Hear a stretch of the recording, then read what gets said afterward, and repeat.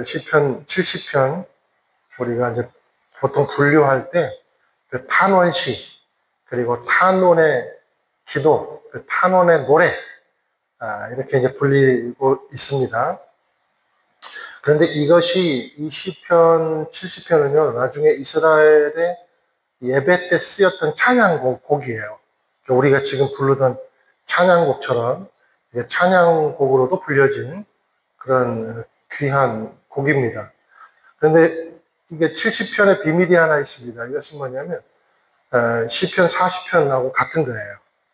시편 40편의 이 마지막 부분을 따로 떼가지고 독립된 형태로 이렇게 재편집된 겁니다. 요즘 말로 하면 붙여넣기, 복사해서 붙여넣기다. 이렇게 이해를 하시면 되겠습니다. 자, 시편 40편이 1절부터 17절까지 있거든요. 그런데 이 중에서 마지막 부분인 13절에서 17절, 5절을 그대로 복사를 한 거예요. 그리고 이제 노래를 만든 것이죠. 근데 그러면 시편 40편을 주제를 봐야 되는데 시편 40편의 배경이 그렇습니다.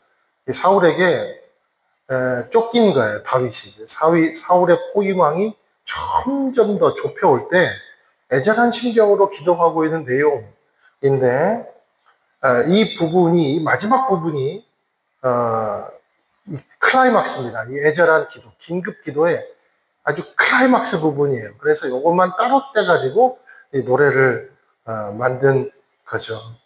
그러니까 저와 여러분이 인생을 살 때 어떤 영적으로 육적으로 여러분의 삶에 뭐라 그럴까요? 고통이라는 것이 우리에게 포위망을 좁혀 들어올 때 그런 느낌 받을 때 있죠? 그럴 때 드리는 기도가 바로 시편 70편이라고 생각을 하시면 되겠습니다. 그래서 이런 기도를 응급기도? 응급기도? 그러면 좋을 것 같아요. 제가 갖다 붙인 말인데 신경 쓸 필요는 없고 응급기도 그러면 좋겠습니다. 그런데 이게 아무나 이런 응급기도를 아무나 드릴 수 있을까요? 오늘 그게 한번 첫 번째 질문이에요. 그냥 이게 그 주문처럼 따라 한다고 이게 응급기도가 됩니까? 이게 아무나 이 응급기도를 할 수가 없다는 거예요. 1절 한번 보실게요. 시작. 오 하나님이여 어서 나를 구원하소서. 오 여호와여 어서 빨리 나를 도우소서. 여기 빨리 도우소서 이런 말이요. 영어로 hasten이라 그래가지고 막 너무 재촉하는 거 있잖아요. 서두르고 재촉하고 그런 상태를 말합니다. 얼마나 지금 상황이 급박한지 마치 119에 전화해가지고 빨리 도와주세요. 그런 거예요. 구급대. 빨리 좀 와주세요. 지금 사람이 죽어나갑니다. 그런 말을 쓸 때 hasten. 그래서 여기 빨리 와서 나를 좀 도와주십시오. 이 말입니다. 만약에 나를 지금 안 도와주면 나는 지금 죽습니다. 그런 말이에요. 그러니까 상황이 내가 감당할 수 없을 정도로 지금 너무 급하고 시급한 거예요. 그래서 다윗이 이런 죽을 위기에 있는 절박함 속에서도 지금 하나님을 부르고 있습니다. 이게 놀라운 거예요. 그러면은 이 정도 절박하게 하나님께 기도를 하려면 그동안에 얼마나 많은 크고 작은 시련과 괴로움이 있었을까요? 근데 그렇게 해도 응답이 없는 거예요. 응답이 없는 것처럼 보이는 거예요. 하나님이 함께 하지 않는 것처럼 보이는 거예요. 그런데 이제 무응답으로 가다가 이제는 이제 막다른 골목에 다다른 거죠. 근데 그렇게 외치고 있다는 겁니다. 그러면 우리를 한번 대입해 볼게요. 이 응급기도 아무나 합니까? 어쩌면 그럴 수도 있어요. 상황이 이렇게 될 때까지 하나님은 어디 있습니까? 손도 안 쓰고 뭐 하십니까? 근데 우리는요, 교회 잘 다니다가 뭐가 시험이 들고 고통이 들고 그럴 때 신앙을 놔버린 사람들 있잖아요. 근데 또 기도 응답을 받아놓고 신앙을 놔버린 사람이 있더라고요. 이제 얻을 거 얻었다. 이 정도죠. 근데 다윗은 끝까지 하나님을 붙잡고 있습니다. 원망하지를 않아요. 이런 상황 속에서도 다윗은 뭐라고 고백하냐면 나를 도울 수 있는 유일한 분은 하나님이십니다. 내 인생 가운데 그것을 경험한 이상 나는 하나님을 놓칠 수가 없습니다. 이렇게 흔들림이 없는 기도가 응급 기도라는 겁니다. 여러분, 응급 기도는요, 흔들림이 없어야 응급 기도 드릴 수 있어요. 그래서 제가 아무나 못 드린다는 거예요, 응급 기도를. 그리고요, 다윗의 태도가 굉장히, 그 시편 40편을 보면 굉장히 고귀하고 신실하고 거룩하다는 것을 알 수가 있어요. 그래서 제가 이 복붙하지 않는 부분, 자, 우리의 상황에 대입해보고, 지금 다윗의 상황에 대입해보면, 다윗이 이 너무나도 절박한 이 응급 기도를 드리고 있기 전에 무슨 기도를 드렸는지를 한번 잠깐 보면 좋겠습니다. 시편 40편이 똑같은 시락을 했어요. 40편 5절 한번 읽을게요. 시작. 오 여호와 내 하나님이여, 주께서 하신 놀라운 일들이 너무나 많고 우리를 향한 내가 그것들을 말하려고 해도 너무 많아 일일이 다 열거할 수 없을 정도입니다. 지금 응급기도 전에 이렇게 기도하는 거예요. 또 7절하고 8절 거 읽으실게요. 시작. 그때야 내가 여기 있습니다. 내가 왔습니다. 나에 대해 기록한 것이 두루마리 책에 있습니다. 오 내 하나님이여, 내가 기쁘게 주의 뜻을 행하겠습니다. 주의 법이 내 마음속에 있습니다라고 했습니다. 자, 응급기도를 무작정 응급기도를 하는 게 아니라 지금 이렇게 고백을 먼저 하고 있는 거예요. 그러니까 하나님께 잘 보이려고 하는 거죠. 놀랍지 않습니까? 또 10절, 12절 보실게요. 바로 이제 앞절입니다. 시작. 오 여호와여, 주의 자비를 내게서 거두지 마소서. 주의 사랑과 주의 진리로 항상 나를 보호하소서. 수도 없는 악이 나를 둘러싸고 있습니다. 내 죄들이 나를 덮치니 앞을 볼 수가 없습니다. 그 죄들이 내 머리털보다 많으니 내가 낙심했습니다. 점점, 그죠? 그러니까 하나님을 높이고 하나님의 말씀이 나의 안에 있고 내가 주의 법을 노래하고 나는 지금 하나님을 너무나도 사랑하고 그리고 하나님이 내게 주신 은혜를 말로 다 형용할 수 없습니다. 하늘을 두루마리 삼고 바다를 먹물 삼아도 쓸 수가 없는 것이 하나님의 은혜입니다. 이렇게 하고 나서 하나님이여 빨리 좀 나 좀 도와주십시오. 급히 와서 좀 나를 도와주십시오. 자, 이렇게 고백을 하고 있는 거예요. 그러니까 이 다윗이 이런 절박한 상황 속에서도 하나님이라는 존재를 하나님이라는 분이 하나님이 어떤 분이신가에 대해서 너무나도 정확하게 겸손하게 고귀한 모습으로 거룩한 모습으로 고백을 하고 있더라는 겁니다. 그리고 나는 하나님을 이 정도로 신뢰를 하니까 하나님 내가 이런 믿음이 있으니 하나님 내가 이 정도로 주님을 사랑하니 나는 이 정도로 주님의 말씀을 지키기를 원하니 그리고 내게 주신 은혜가 너무 많다고 나는 이렇게 고백하니 주님 나는 아직도 주님을 신뢰하고 있으니 어서 빨리 와서 나를 좀 도와주세요. 지금 이렇게 말하고 있는 겁니다. 급히 그냥 급하니까 막 들이대는 것이 아니라 평소의 삶이 예배하고 사랑하고 주님과 동행하는 마음이 있기 때문에 그 애절함이 진짜 애절함, 하나님의 마음을 움직이는 애절함이 되더라는 거예요. 저와 여러분에게 이런 마음이 있기를 주님의 이름으로 축원드립니다. 그것이 농도가 다윗처럼 짙은 농도이건 아니면 중간 농도이건 아니면 내가 믿음이 좀 더 약해서 내가 삶이 너무나도 뭐라 그럴까요? 각박해서 그냥 조그마한 농도일지라도 우리 하나님이 나에게 주신 은혜 그리고 우리 하나님의 말씀을 지키고자 하는 나의 순수함 이것이 하나님께 고백되는 또 그것이 함께 잘 배합되어 있는 응급 기도가 되기를 예수님의 이름으로 축원드립니다.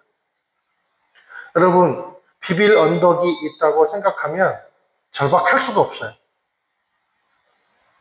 절박할 수가 없어요. 여러분 먹을 것은 치킨은 양념 반, 프라이드 반도 있을 수 있고, 그렇죠?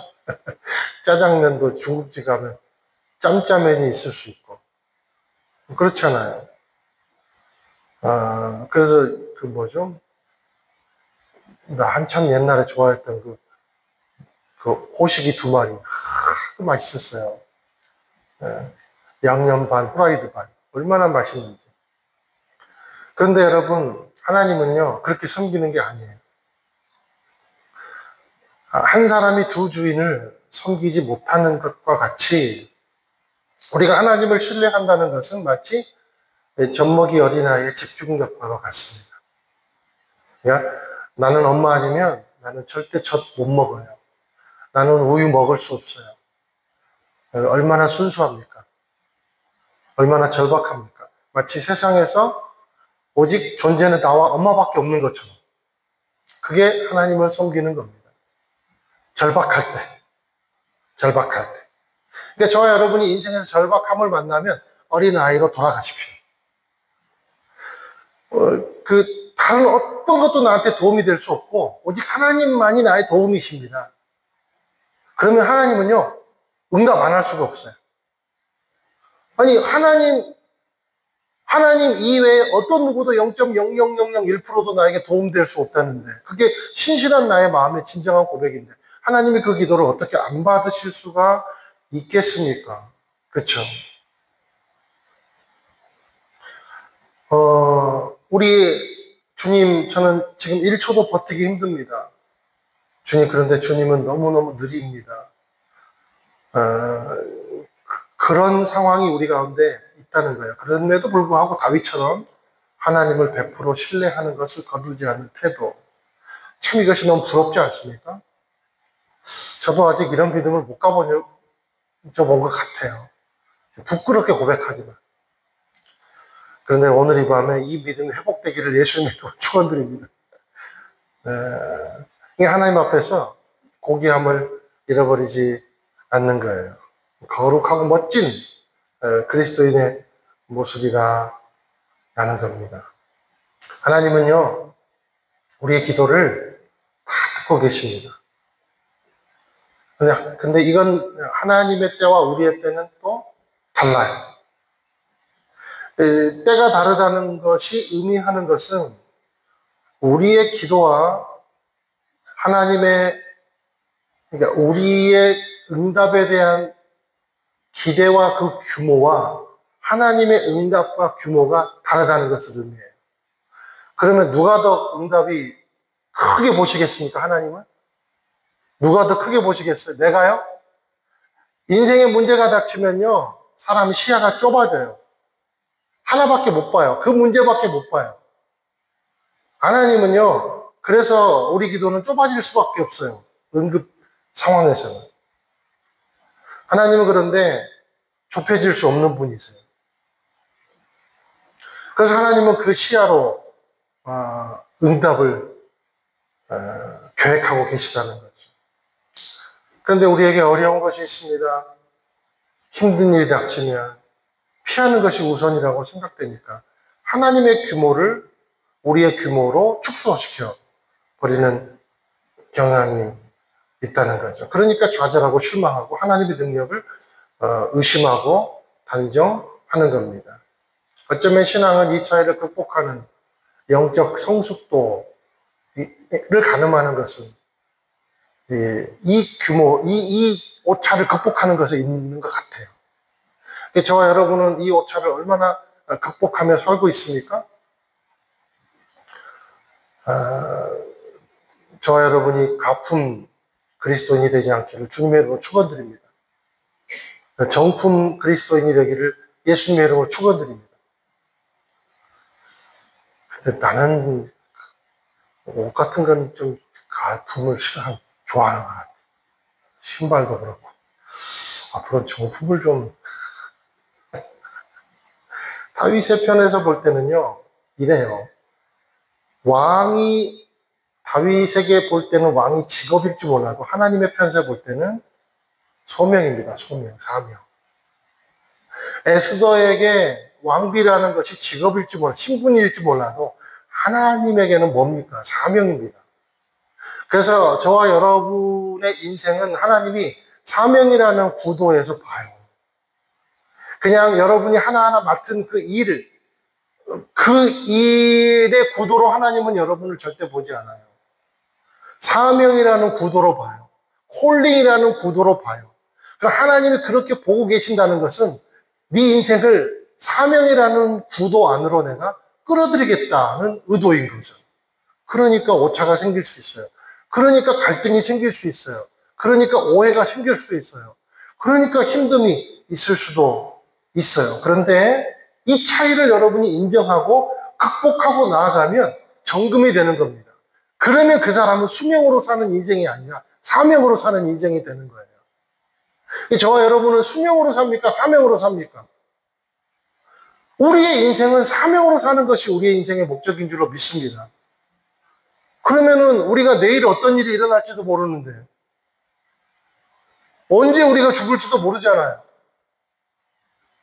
오는 건 순서대로 왔지만 가는 건 순서 없잖아요. 그러면 하루라도 사명을 가지고 살아간 사람이 하나님의 보좌 앞에 진정으로 무릎 꿇을 수 있지 않겠습니까? 그렇죠? 사랑하는 여러분, 다시 한번 축원드립니다. 하나님의 사명의 규모 안으로, 스케일 안으로 들어가세요. 그러면 모든 것을 여러분들이 소화해낼 수 있습니다. 영적 소화력 갖고 싶죠? 그러면 무슨 일이 일어나든지 이거는 하나님의 사명의 규모 안에 나가 내가 있구나. 하나님의 큰 그림 안에 내가 있구나. 여러분 그렇게 생각하시고 위로 삼게 되시기를 주님의 이름으로 축원드립니다. 어찌 인생 가운데서 그런 일이 안 일어날 수가 있겠어요? 똑같은 일이 일어나도 품격 있게 그것을 헤쳐나가는 사람이 있고 값싸게 헤쳐나가는 사람이 있는 거예요. 저와 여러분은 고품격 그리스도인이 되기를 예수님의 이름으로 축원드립니다. 그게 방법이 뭐냐면 하나님을 신뢰하는 거예요.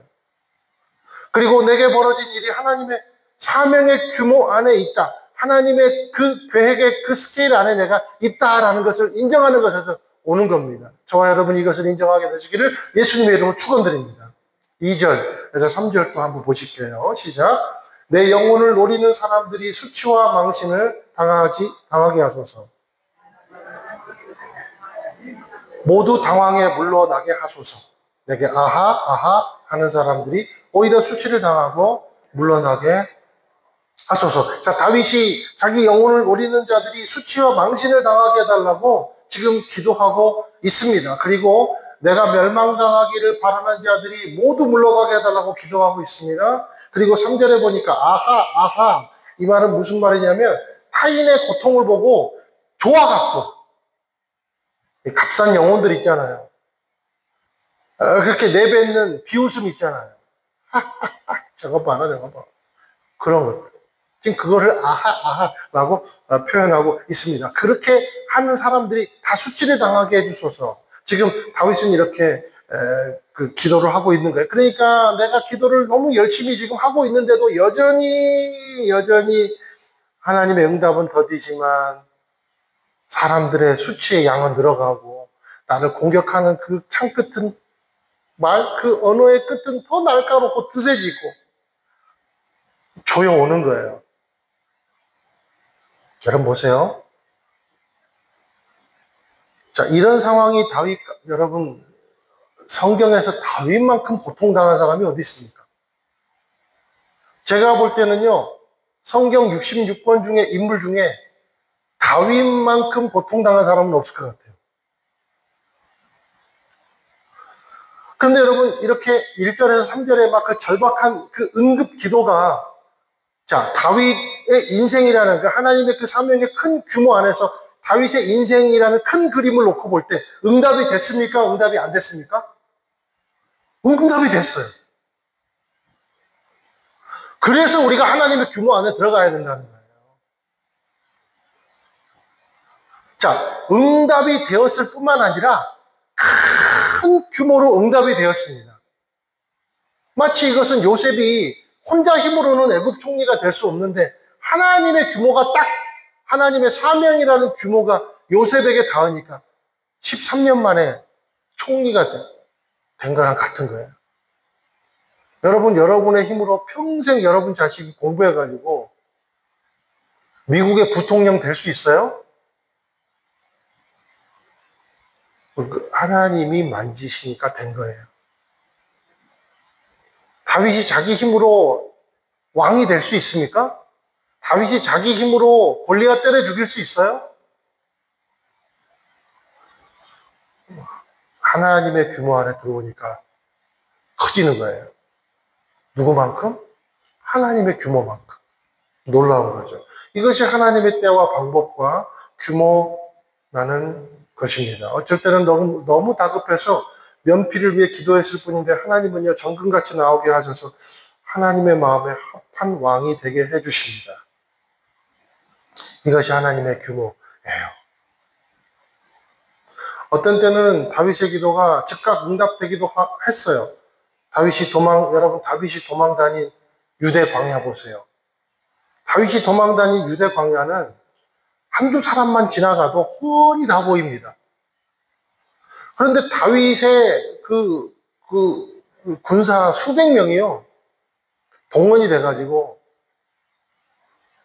다윗을 그 두 명만 다녀도 다 보이는 그 공간에서 다윗을 아무리 추격해도 다윗이 들킵니까? 안 들킵니까?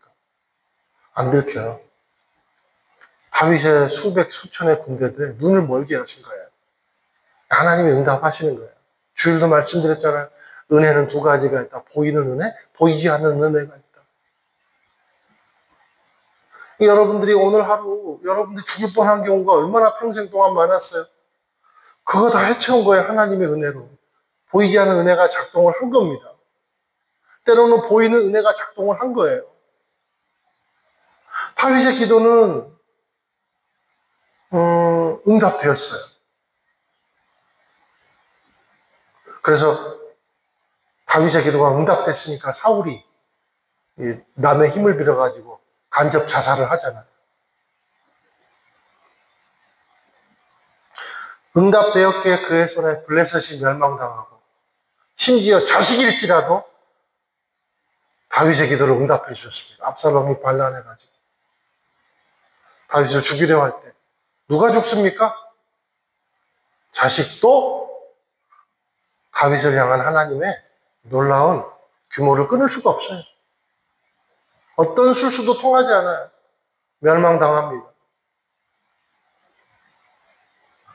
하나님은요, 반드시 의인의 기도에 응답하십니다. 그분이 하나님이세요. 저 여러분은 의인입니까? 예수 그리스도 안에 있잖아요. 예수 그리스도의 의로 옷 입었잖아요. Not I but Christ로 살면 응답돼요. 응답될 수밖에 없어요. 다만 때와 시기가 다를 뿐이고 깊이와 규모가 다를 뿐입니다. 그러니까 우리가 느끼지 못할 뿐이지 하나님의 계획과 응답은 지금도 천천히 아니면 급하게 아니면 좁게 넓게 진행되고 있다는 사실을 믿기를 축원드립니다. 하나님의 여러분을 향한 계획과 여러분을 향한 응답은 멈춘 경우가 없어요. 그렇죠? 여러분, 초침이 우리가 바쁠 때 초침 안 들리잖아요. 근데 우리가 조용하면 초침 들리잖아요. 그 하나님의 움직이심이에요.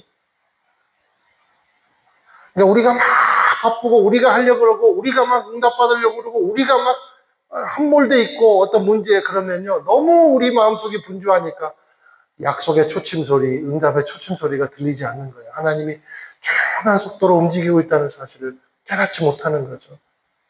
그런데 하나님을 신뢰하고 하나님께 내려놓고 하나님께 집중하면 째깍 들리는 거예요. 정각이 되면 하나님의 응답이 폭발되는 거죠. 여러분, 어쩌면 그것이 큐티 아니겠습니까? 큐티를 하든지 못하든지 방법 모른다고 말하지 마시고 하세요. 다섯 글자라도 쓰세요. 안 되면. 포기하지 마세요. 내가 경건해지고 내가 주님 앞에 나가는 방법을 포기하지 말라는 겁니다. 의존하지 마세요. 여러분, 하나님이 할 수 있는 머리도 주시고 하나님이 할 수 있는 마음도 주시고 심장도 주시고 열정도 주셨어요. 이미 우리에게 주셨어요. 나가면 하나님 이루어 주세요.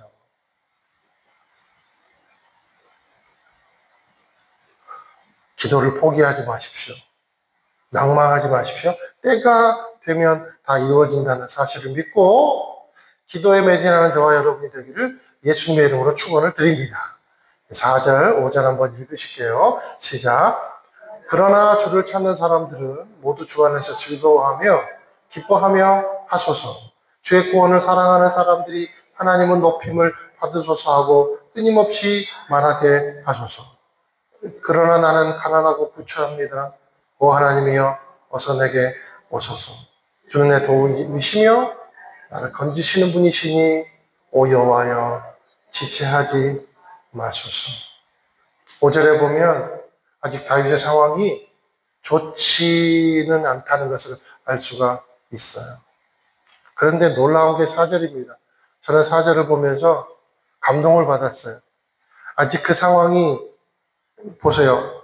저는 가난하고 구차합니다. 그럼에도 불구하고 4절에 뭐라고 고백하고 있냐면 주를 찾는 사람들은 모두 주 안에서 즐거워하며 기뻐하게 하소서. 주의 구원을 사랑하는 사람들이 하나님의 높임을 받으소서 하고 끊임없이 말하게 하소서. 야, 이것 때문에 하나님이 다윗을 야, 너는 진짜 나랑 마음이 합한 사람이다 그러지 않았을까 싶어요. 그러니까 이 말이 무슨 말인가? 다윗이요 자신의 고통에만 집중하지 않았다는 겁니다. 공동체의 회복을 위해서 기도하고 있다는 겁니다. 그 구차한 순간까지도 교회를 사랑한 거죠. 교회를 사랑하는 거예요. 하나님이 주신 공동체를 내 몸처럼 사랑하는 거예요. 마치 누구처럼요? 예수님처럼. 사랑하는 여러분, 교회를 사랑하십시오. 교회를 사랑하세요. 여러분, 연약하고 부족한 제가 교회를 사랑하지 않는다면 여기 있을 이유가 뭐가 있습니까? 훨씬 더 좋은 자리가 많은데. 그쵸? 사랑하니까 있는 거예요. 내가 교회를 사랑하지 않으면, 하나님의 나라를 사랑하지 않으면, 뭔가 위세나 규모나 이런 것만 사랑하면 훨씬 더 좋은 공동체 많아요. 좋은 사람들과 함께 뭐 재력 좋고 돈 많고 그런 사람들과 함께 일식집에서 밥 먹으면서 돈 모아가지고 가난한 교회 돌아다니면서 돕고 생색내고 그럴 수 있어요.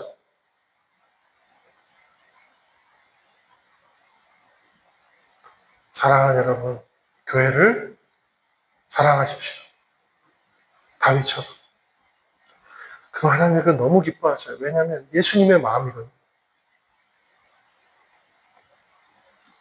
교회를 사랑하면 인내할 수 있습니다. 하나님의 나라를 사랑하면 인내할 수 있어요. 그리고 부정적인 것을 갖고 한탄하는 것이 아니라 희망을 달라고 끊임없이 기도할 수 있어요. 나는 우리 새순교회 성도들이 말씀이 들어가기를 원합니다. 여러분의 한 사람 한 사람의 심령 안에 말씀이 들어가기를 원합니다. 그래야만 변하지 그렇지 않으면 변할 수가 없어요. 그냥 그렇게 살다 가는 거예요. 더군다나 말씀도 안 들어가는데 책도 안 보고 그러면요 인생은 변할 수가 없어요. 그런데 책 안 보더라도 말씀만 바라보고 말씀이 내 안에 들어오고 성령님 말씀이 내 안에 움직이게 해주셔서 여러분 말씀이 들어오면 끝납니다. 그러므로 여러분 말씀이 여러분 안에 임재해야 돼요.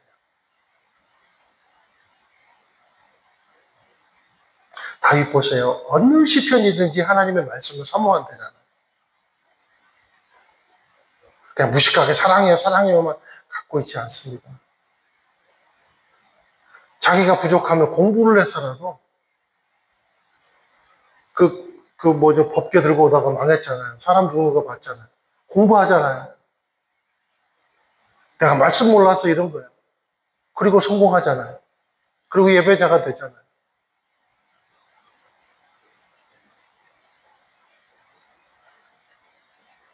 주를 찾는 사람들은 모두 주 안에서 즐거워하며 기뻐하게 하소서. 주의 구원을 사랑하는 사람들이 하나님은 높임을 받으소서 하고 끊임없이 말하게 하소서. 세 가지만 교훈을 제가 받은 묵상을 말씀드리고 마칠게요. 진정한 기도자, 예배자는 첫째, 하나님의 영광에 집중하고 있다는 거죠. 그 구차한 가운데서도 무엇에 집중하고 있습니까? 하나님의 영광에 집중하고 있습니다. 자신이 당한 고난을 통해서라도 하나님의 영광이 드러나는 것을 원하는 것이 진정한 예배자, 진정한 기도자구나라는 것을 깨닫게 됩니다. 두 번째, 진정한 기도자, 예배자는 공동체의 회복을 주목하고 있다는 것. 말씀드렸다시피 교회를 사랑하고 있다는 것. 우리 권사님, 장로님들이 그런 분들이라 저는 기뻐요. 끝까지 교회를 사랑하고 부족하고 연약하지만 지키고. 이 지금 다윗의 마음이에요. 진정한 기도자, 예배자는 늘 공동체 회복을 주목하고 있다는 사실입니다. 내 코가 석자에 머무르지 않고 형제의 짐을 지어주는 마음으로 기도하고 예배한다라는 거죠. 형제들과 함께 회복돼서 예배 공동체를 이루는 것이 고난 중에 품는 소망이 되더라라는 겁니다. 여러분, 교회가 주는 기쁨이 얼마나 큰지 아시죠? 여러분, 교회 잘 되면 얼마나 나도 좋잖아요. 그죠? 오는 게 기쁘잖아요. 그래서 기도하는 거예요. 교회가 회복되게 해달라. 이 두 가지 기도 형태를 누가 가졌는가? 예수님이 가지셨다. 예수님은 고통 중에서도 하나님의 영광을 바라보고 고난 십자가를 지시면서도 제자들의 하나됨을 위해서 중보기도를 하셨다는 거죠. 그러니까 다윗의 마음이 하나님과 합쳤다는 게 그런 마음이에요. 예수님의 마음, 동일한 마음이라는 거죠. 저와 여러분의 기도가 나 중심에서 벗어나서 하나님의 영광을 바라보는 기도가 되고 공동체의 회복을 구하는 기도가 되시기를 주님의 이름으로 축원드립니다. 이것이 예수님 닮은 기도다. 이것이 다윗의 영성이고 예수님의 영성이다. 라는 것을 기억하게 되시기를 축원을 드립니다. 마지막으로 믿음의 사람의 기도는 축복된 미래를 바라보게 한다는 것. 그래서 그는 기도하잖아요. 그러나 주를 찾는 사람들은 모두 주 안에서 기뻐하게 하소서. 다 하나님은 높임을 받으소서라고 모든 고난당한 사람들이 그렇게 고백하게 해 주소서. 뭘 지금 선포하고 있습니까? 미래의 축복을 선포하고 있는 거예요. 믿음의 사람은, 기도의 사람, 예배하는 사람은요, 축복된 미래를 선포합니다. 그러므로 저와 여러분이 주의 자녀들에게 축복된 미래를 선포해 주세요.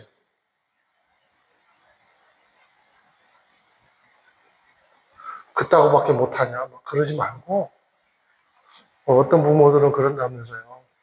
자녀가 90점 받고 돌아오면, 잘했잖아요. 90점이면 나는 90점 맞아본 적이 있나 싶네요. 그런다고 내가 공부 그렇게 못하고 그러지 않았어요. 너무 나를 무시하지 마시고. 근데 그렇게 맞아갖고 니네 반에 90점 이상은 몇 명이야? 막 물어본다고.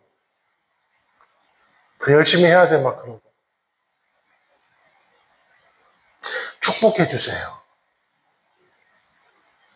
축복해 주세요. 그리고요, 나는 우리 교회가 그냥 사람들이 서로 이렇게 만나면, 뭐 시기는 어쨌대, 그 시기는 어쨌대, 제발 좀 그러지 마시고, 이거는 뭐가 잘못됐네, 춘천은 희망이 없네, 막. 아니, 좀 부정적인 얘기 좀 그만하시고. 이런 말이 있더라고요. 긍정적인 사람은 한계가 없대요. 한계가. unlimited. 긍정적인 사람은 한계가 없고 부정적인 사람은 한계 없대요. 한계.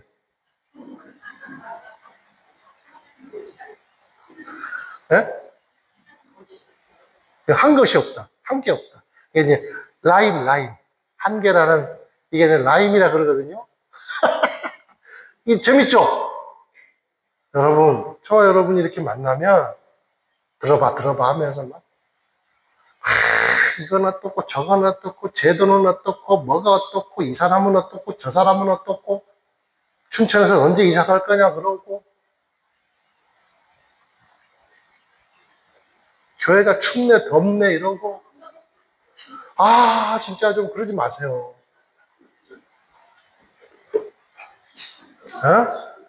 그러지 마시고 지금 또 덥다고 또 좀 있으면 또 춥다고 그러지 마시고 언제 이렇게 더워질 만큼 우리가 이 교회가 재정이 좀 있나 보다 막 그리고 감사하고 추우면 이게 잠을 깨주시는구나 추워서 감사하고 권사님 오늘 너무 아름다우세요 칭찬하고 김치 여기 묻어 있어도 그냥 막 어디 가서 막 흠잡고 여러분 그게 함 저주받는 족속들의 언어들 함 여러분 쌤 되기를 원합니다. 함 되지 말고 절망의 함에 갇히는 거예요. 그래서 믿음의 사람의 기도는 반드시 축복된 미래를 선포하게 돼 있어요. 반드시 축복된 미래를 바라봅니다.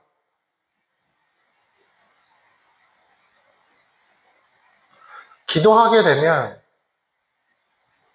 성령께서 진정한 믿음의 사람의 기도에는 성령께서 축복된 미래를 환기시켜 주세요. 우리 한번 마지막으로 말씀을 읽어보시죠. 예레미야 29장 11절입니다. 시작. 여호와의 말이다. 내가 너희를 위해 갖고 있는 계획들을 내가 알고 있으니 그것은 평안을 위한 계획이지 재앙을 위한 것이 아니며 딱이잖아요. 여러분 이게 하나님이세요. 이분이 하나님이세요. 보세요. 재앙을 위한 것이 하나도 없대잖아요. 하나님의 계획은. 그리고 미래의 소망을 주기 위한 것이 되잖아요. 그러니까 미래를 선포하라는 거예요. 너도. 하나님이 생각하시는 큰 그림은 진정한 기쁨과 온전한 회복입니다. 뭐 통장에 수백억 들어오고 막 아들이 갑자기 막 하버드 들어가 버리고 막 그런 거 아니고 완전한 기쁨, 완전한 축복이에요. 완전한 기쁨, 완전한 축복. 그리고 하나님은 성령을 통해서 우리가 이 마음을 품고 선포할 수 있도록 고통 가운데서도 우리를 도와주세요. 그러니까 여러분이 고통 가운데도 내가 축복된 미래를 막 나도 모르게 선포하고 있으면 그 성령님이 인도하시는 거예요. 받아들이세요. 아멘. 그러면 저와 여러분의 것이 된 줄로 믿어요.